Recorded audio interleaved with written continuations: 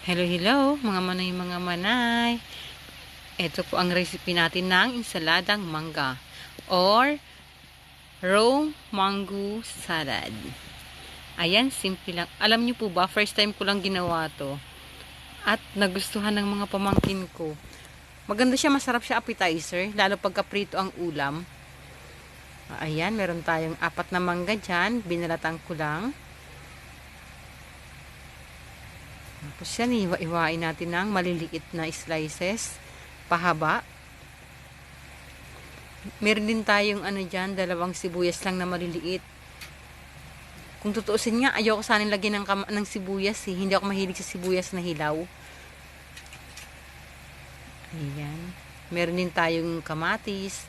Nilagyan ko rin ng siling pula. Pero nasa inyo naman yan kung hindi kayo mahilig sa maanghang. Pwede nyo pong hindi lagyan ng sili. Ayan, sibuyas. Sa mga hindi rin mahilig sa sibuyas, pwede rin po i-skip nyo yung sibuyas.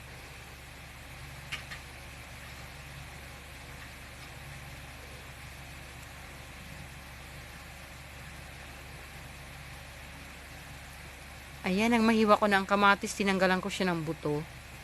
Ayan, pahaba rin yung hiwa niyan. Napakadali lang pala gumawa ng insaladang mangga. Ayan. Sa mga hindi pa naka-follow, paki-follow na lang po kay Manay Elsa Provinciana. Please follow for more. At nakikita niyo po dun sa sa reels ko, may mga hugot-hugot serye tayo doon. Ayan, naglagay na ako ng alamang. Bali, 2 kutsarang alamang lang ang nilagay ko. Nasa inyo po kung ilang alamang ang ilagay nyo, ilang kutsarang alamang. Ayan, pinagsama-sama ko na ang asin, sugar, and black pepper powder. Ayan, hahalo-haloin lang natin yan.